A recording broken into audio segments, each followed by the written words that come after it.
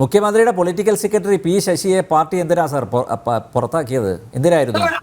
അല്ല കേൾക്കൂ, ഒരു മിനിറ്റ് അതിനോട് ഉത്തരം പറയും. അത് മാത്രമല്ല, നേരത്തെ വിദ്യാസാഗർ ഗുരുമൂർത്തി ചൂണ്ടിക്കാണിച്ചു പി കെ ശശി ഇപ്പോൾ KTDC ചെയർമാനാണ്. പി കെ ശശിക്കെതിരെ ഡിവൈഎഫ്ഐയുടെ വനിതാ സഖാവ് പരാതി നൽകിയത് എന്തിനായിരുന്നു സാർ? ഇപ്പോൾ ഇതാ കേരള ബാങ്കിന്റെ ചെയർമാൻ ഗോപി കോട്ടമുറിക്കലിനെതിരെ പാർട്ടി എന്തിനാ സാർ നടപടിയെടുത്തത്? പിന്നെ എത്ര ഡിവൈഎഫ്ഐ നേതാക്കന്മാർ, അതായത് കൊറോണ കാലത്ത് ആംബുലൻസിൽ യുവതിയെ പീഡിപ്പിക്കുന്നു, ഇവിടെ ICUവിൽ യുവതിയെ പീഡിപ്പിക്കുന്നു, പിന്നെ ഒളിഞ്ഞു നോട്ടം, ഇങ്ങനെയുള്ള കുറ്റകൃത്യങ്ങളിലൊക്കെ പെടാത്ത ഡിവൈഎഫ്ഐക്കാരുണ്ടോ CPM-കാരുണ്ടോ സാർ? അപ്പോൾ ഈ മേയർ ഇവിടെ മാത്രം, അതായത് ഈ യദു എന്ന KSRTC ഡ്രൈവർ ലൈംഗിക ചേഷ്ട കാണിച്ചു, അയാൾക്കെതിരെ നടപടിയെടുക്കണം, അയാളുടെ പണികളെയും അയാളെ ജീവിക്കാൻ അനുവദിക്കില്ല എന്നൊക്കെ അലറി വിളിച്ച മേയർ ഈ പാർട്ടിയിൽ നടക്കുന്ന ഇത്തരം ചെയ്തികളൊന്നും അറിയുന്നില്ലേ സാർ? അന്നൊന്നും ഈ ധാർമ്മിക രോഷം കണ്ടിരുന്നില്ലല്ലോ. എവിടെ പോയി? പി ശശിക്കെതിരെയോ PK ശശിക്കെതിരെയോ അല്ലെങ്കിൽ കോട്ടമുറിക്കലിനെതിരെയോ ഒന്നും ഈ ധാർമ്മിക രോഷം എന്തേ പ്രകടിപ്പിച്ചില്ല? എനിക്ക് താങ്കൾ സംസാരിക്കാൻ സമയം തരണം. താങ്കളുടെ ചോദ്യം കൃത്യമാണ്, ചോദ്യത്തിന് മറുപടി സമയം തരണം. ഞാൻ ചോദിക്കട്ടെ, നിങ്ങൾ ഈ പറഞ്ഞ ചോദ്യം അനുസരിച്ചാണെങ്കിൽ ഇന്ത്യ മഹാരാജ്യത്തിൽ ഉൾപ്പെടെ പല MP-മാർക്കെതിരെയും പല MLA-മാർക്കെതിരെയും ലൈംഗിക ആരോപണങ്ങൾ ഉണ്ടായപ്പോൾ അതിൽ എന്തായിരുന്നു BJP-യുടെ നിലപാടെന്ന് ഞാൻ ഈ BJP-യുമായി ബന്ധപ്പെട്ട് ചർച്ചയിലിരിക്കുന്ന ആ ഗുരുമൂർത്തിയോട് ചോദിക്കുന്നു. താങ്കളോടല്ല എന്റെ ചോദ്യം. ശുചിഭൂഷന്റെ കേസിൽ എന്ത് നിലപാടെടുത്തു? മണിപ്പൂരിൽ എന്ത് നിലപാടെടുത്തു? അതൊക്കെ അങ്ങ് വിടാം.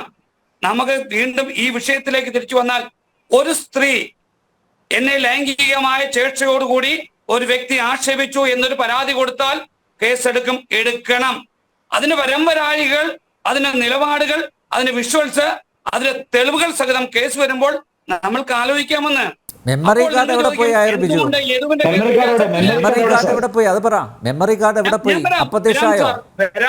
നമ്മുടെ സെക്രട്ടേറിയറ്റിന്റെ ഫയലുകളൊക്കെ കത്തിപ്പോയതുപോലെ ഈ മെമ്മറി കാർഡിന് എന്ത് സംഭവിച്ചു? അത് പറയാനുള്ള ബാധ്യതയില്ലേ സാർ? തീർച്ചയായിട്ടും ഞാൻ അതിലേക്ക് വരുന്നു. യദുവിന്റെ കേസിൽ എന്തുകൊണ്ട് കേസ് എടുത്തില്ല എന്ന് പറഞ്ഞാൽ, കള്ളൻ ആദ്യം പോയി കേസ് കൊടുത്താൽ ആ കേസ് എടുക്കാൻ പറ്റില്ല. നമ്മൾക്കറിയാലോ, 13 മിനിറ്റ് ഒരു വ്യക്തിയെ, ഒരു സ്ത്രീയെ നോക്കിയിരുന്നാൽ പോലും കേസെടുക്കുവാൻ നിയമമുള്ള ഇന്ത്യ മഹാരാജ്യത്താണ് നമ്മൾ ജീവിക്കുന്നത്. അപ്പോൾ ഒരു സ്ത്രീ കേസ് കൊടുത്താൽ ആ കേസെടുക്കും. കള്ളൻ യദുവല്ല ആറ്റുകാൽ പൊങ്കാലയ്ക്ക് ശേഷം ശുചീകരണ പ്രവർത്തനം നടത്തിയെന്നൊക്കെ തട്ടിവിട്ട് ലക്ഷക്കണക്കിന് രൂപ മുക്കിയതൊക്കെ നമ്മുടെ മുമ്പിലുണ്ട് കേട്ടോ. അതുകൊണ്ട് ഈ യദു എന്ന് പറയുന്ന പാവപ്പെട്ട KSRTC ഡ്രൈവർ കള്ളനാണ്, ക്രിമിനലാണ് എന്ന് പറയുന്നവ യഥാർത്ഥ ക്രിമിനലുകളെ തിരിച്ചറിയും. ആയർ ബിജു, ഈ ഒരു സംഭവം വന്നതിന് ശേഷം, സംഭവം ഉണ്ടായതിനു ശേഷം കൃത്യമായിട്ട് ബോധ്യപ്പെടുന്നുണ്ട്. ഇത് കാണുന്നവർക്ക് നിങ്ങളൊന്ന് ആലോചിച്ച് നോക്കൂ. ആയർ ബിജു ഇടതുപക്ഷത്തുള്ള താങ്കളെ പോലുള്ള കുറെ ആളുകൾ ഈ മേയറെയും അവരുടെ ഭർത്താവ് MLA-യെയും പിന്തുണയ്ക്കുന്നു എന്നല്ലാതെ മറ്റാരുണ്ട് സാർ? നിങ്ങൾ ഈ സാമൂഹ്യ മാധ്യമങ്ങളിലൂടെയുള്ള പ്രതികരണങ്ങളെങ്കിലും ഒന്ന് കാണൂ. സാമൂഹ്യ മാധ്യമങ്ങളിലൂടെയുള്ള പ്രതികരണങ്ങൾ, അവർ ആർക്ക് അനുകൂലമായിട്ടാണ് നിലപാട് എടുത്തിരിക്കുന്നത്? കേരളത്തിലെ ബഹുഭൂരിപക്ഷം ജനങ്ങളും പൊട്ടന്മാരാണെന്നാണ് താങ്കൾ പറഞ്ഞു വരുന്നത്. കോടതി പോയല്ലോ.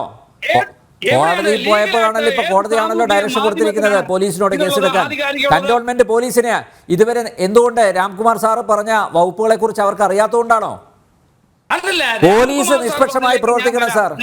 പോലീസ് നിഷ്പക്ഷമായി പ്രവർത്തിക്കണം. ഒന്ന് അനുവദിക്കുമെങ്കിൽ, അല്ല താങ്കളൊന്ന് അനുവദിക്കുമെങ്കിൽ രാംകുമാർ സാർ പറഞ്ഞിടത്തേക്ക് ഞാൻ വരാം.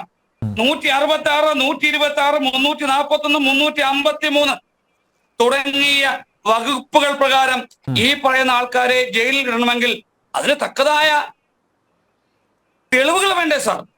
അതൊന്നുകൂടി വ്യക്തത വരുത്തും. അല്ല, രാംകുമാർ സാർ ഒന്നുകൂടി വ്യക്തത വരുത്തും. ആയർ ബിജു എത്രയോ കേസിൽ പ്രതികളാകും സാർ.